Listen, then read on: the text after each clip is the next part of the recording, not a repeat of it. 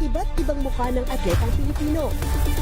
Mas pinatindi, mas pinalakas, at mas pinaaksyon sa Match Point tuwing Sabado, 12:30 ng tanghali sa DZRH TV. Samahan niyo po ako hanggang 7:30 ng gabi. DZRH Usapang Liga. Magandang gabi Pilipinas, Metro and Mega Manila, nas extension sa DZRH at RHD. Naray Simayan At Kisses para sa Habswan. DZRH, una sa Pilipinas. Una sa Pilipino. Sa pagbabalik tanaw sa 87 taong legasiya ng DZRH, napagtagumpayan na ng kauna-unahang himpilan ng radyo sa Pilipinas ang iba't ibang pagsubok, kabilang na ang bangungot noong panahon ng ikalawang digmaang pandaigdig. Impormasyong naihatid ng himpilang KZRH ang siyang naging kaagapay ng mga Pilipino at nakasama hanggang sa nakamit ang kalayaan. At nang muling mapas sa kamay ng mga Pilipino ang kasarinlan, nagbukas din ang panibagong yugto para sa himpilan. Mula sa KZRH na kalaunay naging DZRH, ang mga balita at impormasyon ang nagsilbing gabay ng mga Pilipino. Naging hudyat ito ng panibag. Mga kalunas, dahil sa inyong pagtitiwala, ang Lunas ay may extension na. Lunas Extension. Magandang gabi Luzon, Visayas at Mindanao. Welcome po sa programang Lunas Extension. 30 minutes pong makakasama ang inyong lingkod, Elanie Bensal.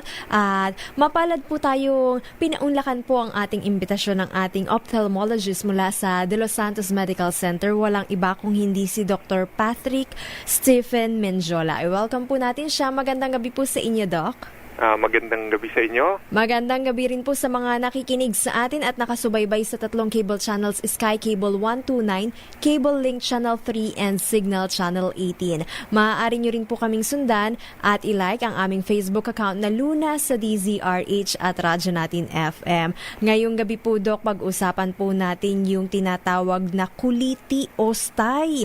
Ito daw po ba ay sanhi ng pamboboso o paninilip? Okay. Ganito, no? Ang kuliti, para maintindihan nating mas maigi, isipin natin na ang ating mata, yung eyelids, no? Okay, gumagawa yan ng mantika. Okay, ito yung talukap, Doc. Okay, oo. Kasi ang mata, no, kailangan siya moist lagi. So, para ma-moisten, may mga glands gumagawang tubig, may mga gumagawang mantika. So, yung gumagawang mantika, nasa eyelids natin. Ngayon, yung glands na gumagawang mantika, no, pag yun ay namaga at na-infection, yun yung tinatawag nating kuliti. So, wala siyang pinagkaiba sa pimple at saka sa pigsa, no? Parang pwede mong isipin na ganun din ang nangyayari sa eyelid. Only, imbes na pigsa, malaki, no, to a smaller degree. Oo, maliit na version lang siya. Yes. So, parang ganun na nangyayari sa eyelids, no? Yung gland na dapat gumagawa ng mantika, kuminsan nagbabara, o kaya naiirita, o kaya naman yung tao na may-ari ng lids na yon medyo bumabagsak ang resistensya, sobrang puyat, wala sa kondisyon yung katawan, may bacterial flora na tinatawag, yun yung bacteria na nandun naman lagi. Hindi naman nawawala yun. Ngayon, pagka bumagsak ang resistensya, nakapasok siya dun sa gland at dumami, magiging infection na yon. So Okay. ngayon, pag na-infection, yun yung dahil infektado, no? Basta kahit anong parte ng katawan nagka-infection, yun ay mamumula, sasakit. Mangangate. Kuminsan sa early part, mangangati nga, no? Kasi naiirita eh. So, nangangati. Ngayon, ang masamang mangyari doon is kamutin mo palalo, lalong maiirita. So, yung nangyayaring infection na mild na yon, na may konting iritasyon, na mangangati, kinamot mo, lalala. So, yun na yung magiging kuliti. So, pag naging kuliti siya, masakit siya, namumula, mainit, no? At saka lumalaki. Ngayon, pagka nangyari yun na yung full-blown kuliti mo. So, pwede siyang maagap pa naman pala. Kapag Yes, hindi siya no? kinamot, hindi siya ginalaw. Oo, at saka kung alam mong medyo yung lifestyle mo, medyo sinasagad mo na yung katawan mo, bumabagsak na yung resistensya mo, no? Medyo ayusin mo ng konti. Pwedeng, makakatulong rin yung sapat na pahinga, yung pagpapalakas ng resistensya. Yes, precisely, oo. Kasi ang nangyayari nga is, ang katawan natin puro bacterial flora na tinatawag, no? Hindi naman tayo yung walang bakterya totally sa katawan. So merong mga naninirahan sa katawan natin na normal bakterya. Kaso normal siya dahil yung amount o yung numero niya mababa. Oo. Okay. Pilit yan, kumbaga parang isipin mo may laban sa katawan natin lagi, no? So pag nananaig yung katawan natin dahil malakas ang resistensya natin, hindi makadami yung mga bakterya na yon. Pero pagka nagsimula ka na magpuyat, tapos hindi ka kumakain ng tama, tapos meron ka pang mga ibang kondisyon sa katawan na nagpapabagsak ng resistensya, kung minsan mananaig yung bakterya, dadami siya dun sa kanyang dapat na numero lang. So pag dumami na yon, mananaig na siya. Ayun na. So pagka nasa eyelids yung problemang yon, yun nga, pwedeng kuliti ang mangyari doon. What if naman po, Doc, sobrang exposure sa gadget, cellphone, laptop, iPad, computer, makaka-apekto rin po ba ito, Doc? Well, sa mata, yes, pero sa kuliti, hindi. Okay. Oo. Pero Doc, nabanggit nyo kanina yung mantika or yung oil glands natin. Yes. So, sino yung mas prone sa kulite? Yung mga dry or yung oily faces or yung may oily and dry skin? Well, ang kwan naman, yung sinasabi mo kasing ganyang may pares, no? Is usually sa balat, so yung mga pimple, no? Yes. Ito naman is hindi naman sa overproduction or underproduction. Ang problema dito is na-infection siya. Oo. Oo. So yung infection, yun ang nagpapakuliti kasi mamamaga yung gland na yun sa infection. May question dito, Doc. Ang paggamit naman daw po ba ng make-up para sa aming mga kababaihan, Etong yung paglalagay ng eyeliner or kung ano-ano pa mang pauso, ng mga accessories sa ating mata or pilik mata, makakakos rin po ba ito ng kulite or ng sty? Okay. May contribution din yung mga ganyan, no? Kasi yung parang isipin mo yung gumagawa ng mantika, yung gland, no? Para siyang light bulb. Tapos nandun gumagawa yung mantika. Siyempre, kailangan lumabas yun papunta sa mata. Oo. Meron ngayong eye gland na nalalabasan. Meron parang duct yun, nalalabasan. Parang tubo nakakabit dun sa eye gland.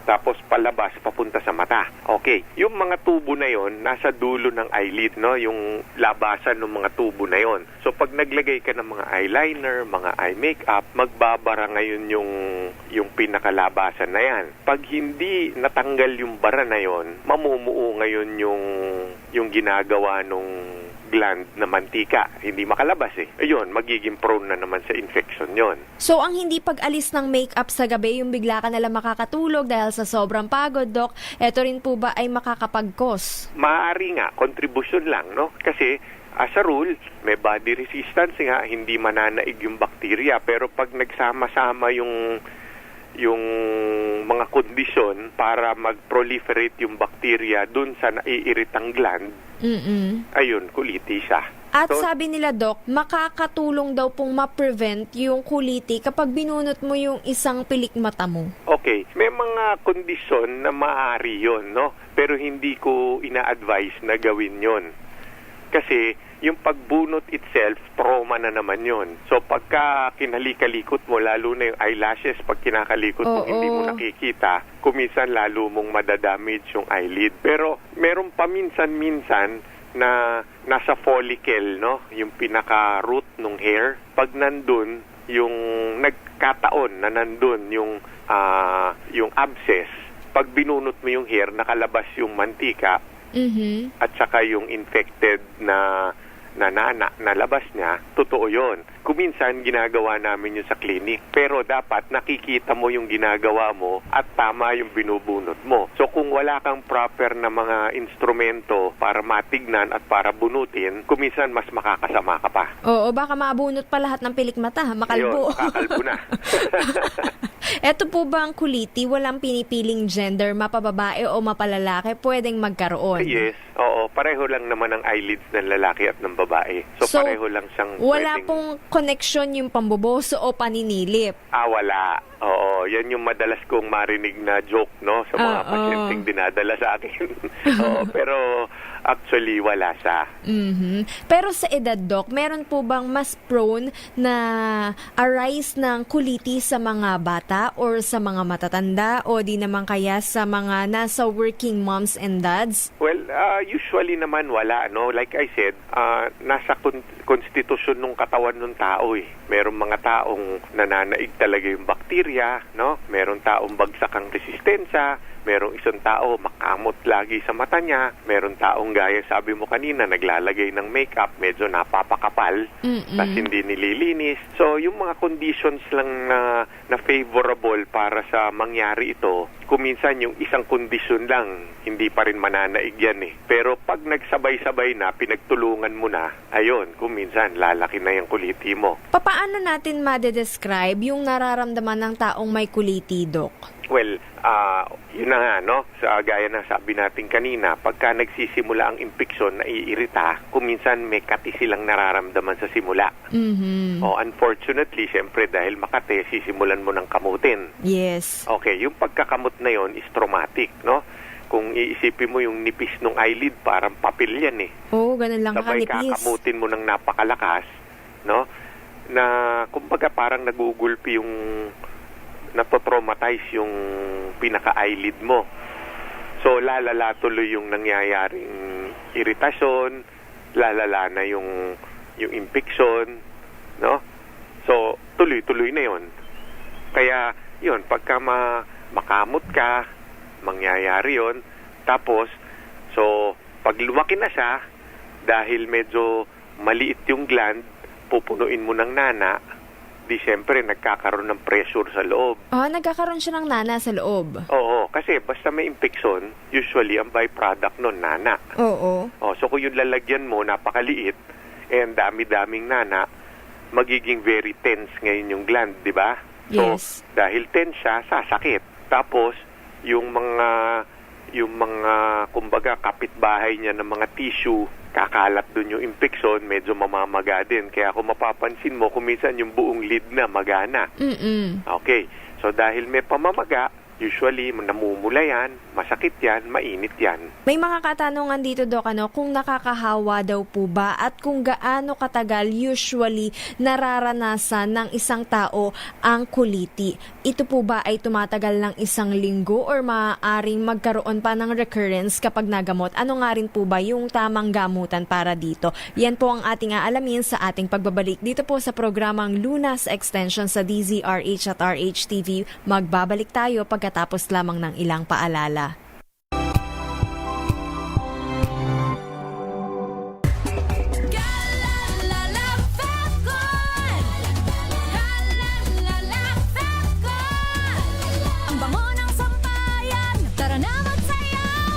Kalafagton, amoy nakaka-joyful.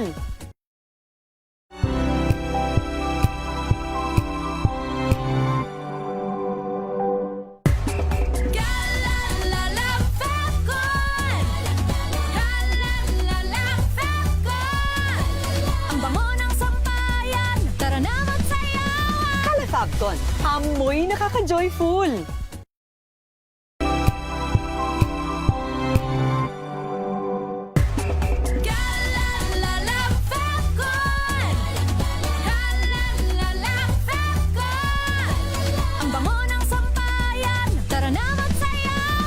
Kalafagton, amoy nakaka-joyful.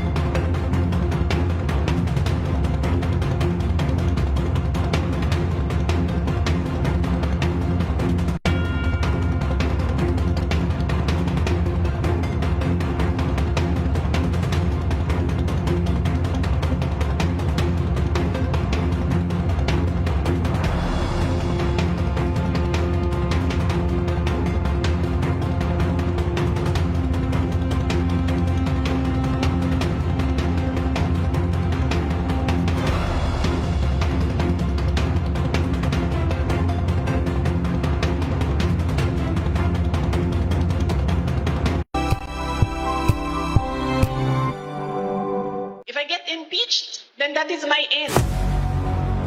Tumutok sa pinaka-importanteng paglilitis ng impeachment court ngayong taon. The impeachment trial of Vice President Sara Duterte. A DZRH special coverage.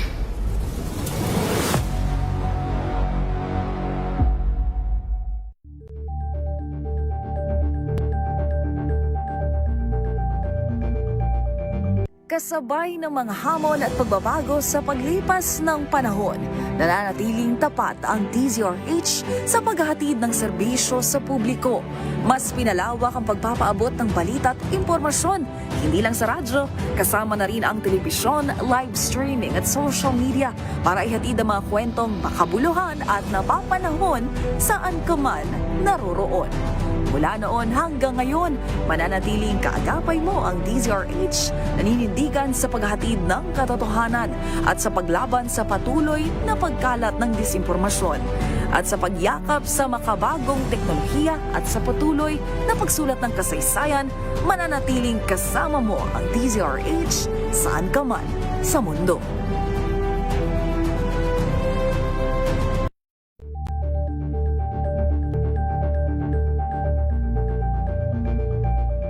Mahiya naman kayo sa inyong kapwa Pilipino. Isang taon ng politika, ekonomiya at pagtanaw sa mga pangako. Agrikultura, ayuda at pananagutan sa harap ng aligasyon. The Constitution's answer is very clear. Power belongs to the people. Korupsyon. Huwag mo akong pigilan sa mga insertions ko. Huwag ka nang makialam sa budget para sa pagdi-deliver ng male-maletang pera patungo sa bahay ni Speaker. How can I be the mastermind? Panawagang aksyon ni Juan, tunay nga bang napakinggan? Mabuhay po kayo at mabuhay ang bagong Pilipinas. The President's Agenda, a DZRH special coverage. Ang ikalimang State of the Nation Address ni Pangulong Ferdinand Marcos Jr. Lunes, ika-27 ng Hulyo, maging una sa balita. Angel po si Angelo Palmona sa giiwan sa inyo na isang magandang umaga. Maraming salamat. Life goes on! Good morning, Lakay! Good morning, Sister Ann. At good morning. Magandang mainit na umaga. Angel po si Angelo Palmona sa giiwan sa inyo na isang magandang umaga. Maraming salamat. Pilipinas, una sa Pilipino. Maagang balitaan, maagang usapan sa mga issue at balita. Kasama si Kuya Angelo Palmones sa Magandang Umaga Pilipinas. Mula Lunes hanggang Biyernes.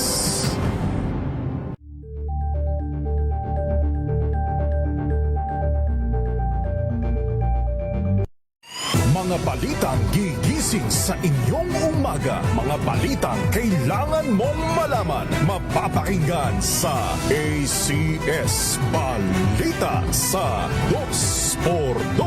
Kasama sina Anthony Taberna at Jerry Baha. Lunes hanggang Biyernes. Better news. Una sa Pilipinas, una sa Pilipinas. NBS, Trending and Viral Show. Nakahandang Sa ating balitan mga kaibigan sa Rapido Hataw.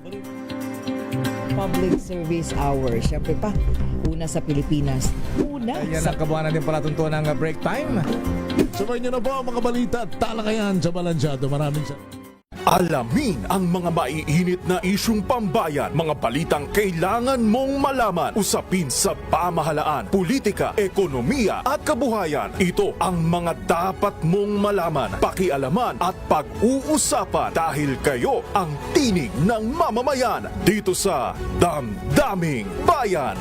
Live sa DZRH Radio, DZRH TV at DZRH Digital. Kasama sina Lakay, Deo Macalma at Elaine Apit. Araw-araw, Lunes hanggang Biyernes. Damdaming Bayan.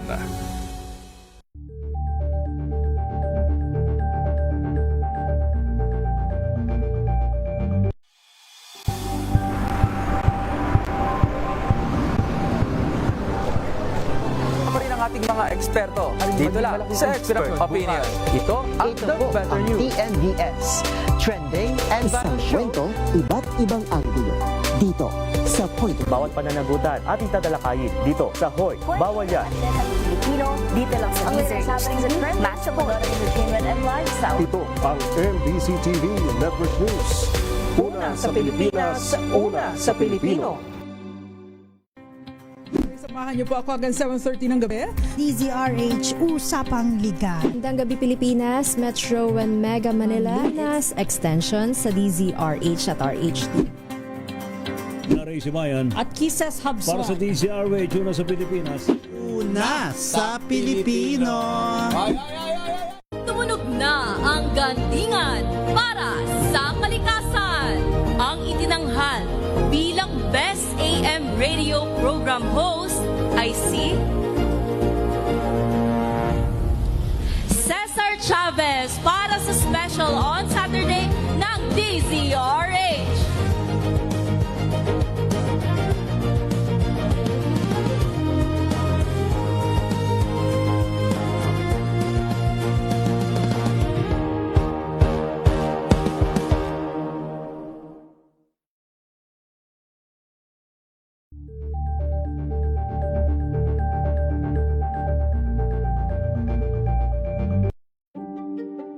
Buklatin ang mga pahina. Pakinggan ang boses ng lipunan. Tunghayan ang mga issue mula sa ibang katayuan. Nakakalungkot kasi deserve ba namin ng ganito? Na hindi nila alam kung ano talaga yung kanilang mga karapatan. Yung gobyerno, tinulungan nila yung kanilang magsasaka. Pinapatahimik tayong lahat using various laws. Through education, kayang-kaya nating baguhin yung ganitong klaseng pag-iisip. Isang kwento, iba't ibang anggulo. Dito, sa Point of View.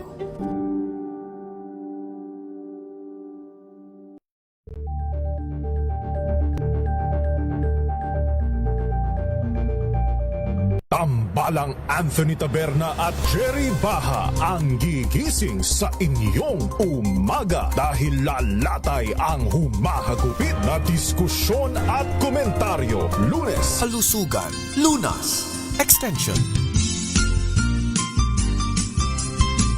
Ang programang ito ay hatid sa atin ng New White Rose Kojic Whitening Soap. Nagbabalik po programang Lunas Extension sa DZRH at RH-TV. Kasama pa rin po Eleni Bensal and Dr. Patrick Menjola. Usapang kuliti.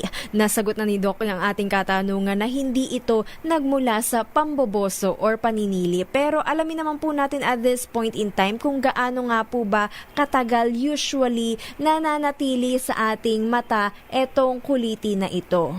Alright. As a rule, no, karamihan ng mga kuliti, mabilis lang yan, no, sandali lang. Lalo na kung maganda yung resistensya ng tao, no? Ang katawan naman natin napakagaling na kung ikukumpara mo sa makina. Oo. Napakagaling na makina niyan eh.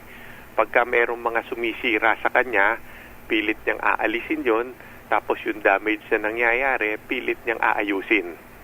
May sarili siyang panangga, kumbaga. Parang ganon, oo. So, under favorable condition, no, yung gaya na sabi ko, nasa tamang konstitusyon yung katawan ng tao, karamihan naman ng kuliting yan, sandali lang yan, mawawala na. Like 2 days, tapos na siya? Masyado, hindi. Pagka full-blown kuliti, hindi naman. Mga 1 to 2 weeks. Oo. Okay. Ngayon, pagka hindi favorable yung kondisyon, kuminsan, may mga kuliting tumatagal. No? Tapos, meron kondisyon na tinatawag na hindi naman kuliti, chalation. No? Yung chalation, mukha siyang kuliti, pero hindi siya masakit, hindi siya mumula, hindi siya mainit, no? Pero bukol din siya.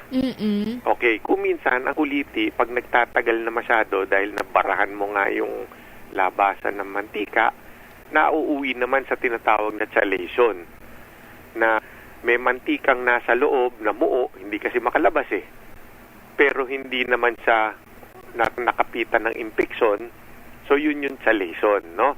So, to differentiate from kuliti, hindi siya masakit, bukol din siya, pero hindi namamaga talaga, no? Ayun. Yung chalation, operative na yon para matanggal kuminsan kailangan naming operahan. Pero yung kuliti, hindi naman kinakailangan ng operation. May mga times na kinakailangan din, lalo na kung nagtatagal na, tapos sumubok ka na gamutin, no? So, punta na tayo doon sa paggagamot, no? Oo. Yung paggagamot niyan, usually, wina-warm compress namin. Warm no? Like compress. anything na mamaga, para paalisin yung maga, wina-warm compress. Ngayon, kuminsan yung warm compress hindi sapat, binibigyan namin yan ng mga oral antibiotics para matanggal nga yung infeksyon. Tsaka yung chance ang bumalik, lumiit. Kasi yung infeksyon habang nandun yun, meron kang chance talagang babalik siya. So, simulan mo ng warm compress, pag hindi, nag-oral antibiotics. Pero yung oral antibiotics, dapat tama ang dosage at saka dapat tama ang haba ng gamit. Kasi pagka hindi, no, kuminsan parang binakunahan mo yung bakterya, tumitibay. Oo. Yun. So, kailangan paggamit mo ng antibiotic, siguraduhin mong patay yung bakterya. Kung hindi, sa susunod niyang pagbalik, mas matibay na siya. Ayun. So, after all these treatments, nagtatagal, hindi nawawala, dun papasok na ngayon ang operasyon. Pero Doc, wait lang po, bago tayo pumunta sa operation, pwede rin daw po ba itong magamot ng mga eye drop? Okay. Yung eye drops, kuminsan nakakatulong, no? Pero kung iisipin mo, no, medyo yung eye drops na antibiotic eye drops at saka anti-inflammatory, medyo mahina yung effect niya doon sa loob ng balat. So, mas direct hit yung iniinom. Oo. Pero kuminsan, nakakatulong din siya. Lalo na kuminsan, pasimula pa lang, mahina pa lang, yung epekto nun kuminsan nakakatulong. Pero kagaya ng antibiotic, dapat tamang eye drops. Depende dun sa kinakailangan. Okay. Going naman po dun sa procedure or yung operation, Doc, how will we know na kinakailangan na siyang mag-undergo sa operation, na kailangan na talagang ipa-opera yung kuliting tumubo sa kanyang mata? Well, like anything in the body din, no? Siyempre, pag gagamot ka, yung milder forms lang muna bago ka pumunta dun sa more serious forms of treatment, no? So, sisimulan mo yan ng, yun nga, warm compress, paggagamot, usually, sapat na yan. O okay na yon. Pero kung yung pa isa-isa na hindi nag-i-improve, yan, pag-iisipan mo ng i-drain, no? Manually, yung operasyon naman yan is i-drain mo Parang pigsa, no? Pagka hindi gumagaling sa antibiotic, ilalabas mo yung nana para mong tinulungan yung katawan nun. Nakakahawa rin daw po ba itong kuliti, Doc? Well, hindi siya naman kasing lala ng sore eyes na yung kuminsan pag kinamot pamilya, mahahawa na, no? Theoretically, anything na infection nakakahawa. Okay? So, pero ito, mas mahirap mahawahan dito. Pero may posibilidad. Ano naman po yung posibilidad ng recurrence na bumalik siya once na tayo'y uminom na ng antibiotic, nilagyan na natin ng ointment or ng eye drop? Well, if you treat it properly, no, yung tamang yung treatment mo, tama sa dosage, tama sa haba nung pagbigay mo, usually yan, maliit yung chance na nababalik, mas maliit, no? Pero kung kulang yung pagkakagamot mo, ayan na naman yan, nandyan na naman yung matapang na mga bakterya na yan, pag bumagsak ang resistensya mo, mas malamang nga, babalik na naman siya. Siguro, additional tips na lamang po, Doc, para nga po ma-prevent yung ating tinatawag na kuliti. Well, so magpupunta tayo nga doon sa mga causes niyan, no? So, ang pinaka-importante siguro is kung lalagyan mo ng makeup yung mata mo, babae ka, linisin mo. Tapos, number 2, pagka nagsisimulang makate, wag mong kakamutin. Tapos, yung kondisyon ng katawan mo, alam mo nang medyo bumabagsak, ayusin mo na. Kung kulang ka sa tulog, medyo dagdagan mo. Pagtuunan mo na ng pansin yung pagtutulog mo, no? Huwag na masyado magpuyat.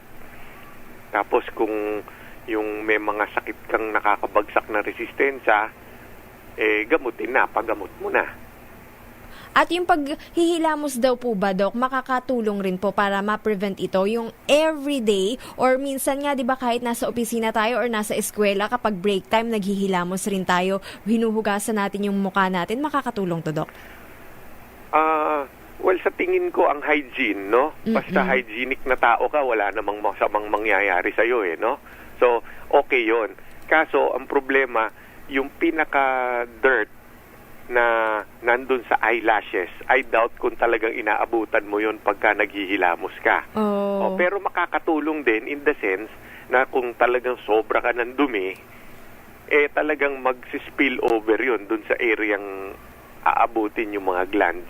Okay, maraming salamat po sa inyo, Dr. Patrick Menjola, sa 30 minutes na talakayan tungkol nga po sa tinatawag nating kuliti or sty. At huwag po nating kakalimutan na panatilihin po nating malakas ang ating resistensya at magkaroon ng proper and good hygiene. Maraming salamat po, Doc. Maraming salamat din sa inyo. By the way, para po sa mga gustong magpakonsulta sa ating ophthalmologist na si Dr. Patrick Stephen Menjola, siya po ay matatagpuan sa room 606-608 sa 201 E. Rodriguez Sr. Avenue, Quezon City. At ang trackline number po ng De Los Santos Medical Center ay 89DLSMC 89-35762. Local extension 8606 or 8608. Hanapin lamang po Dr. Patrick Stephen Menjola ng De Los Santos Medical Center. At yan po ang naging kabuuan ng ating talakayan ngayong gabing ito. Naway may napulot po kayong konting tips and information para nga po mapangalagaan ang ating mata at maiwasan ang pagkakaroon ng kuliti. Para nga rin po pala sa ating mga tagapakinig, maaari nyo pa rin pong ilike ang aming Facebook account na Luna sa DZRH at Radyo Natin FM. Inyo pong nakasama, Eleni Bensal bumabati sa inyo ng magandang gabi. Mga kalunas, hanggang bukas dito sa Lunas Extension.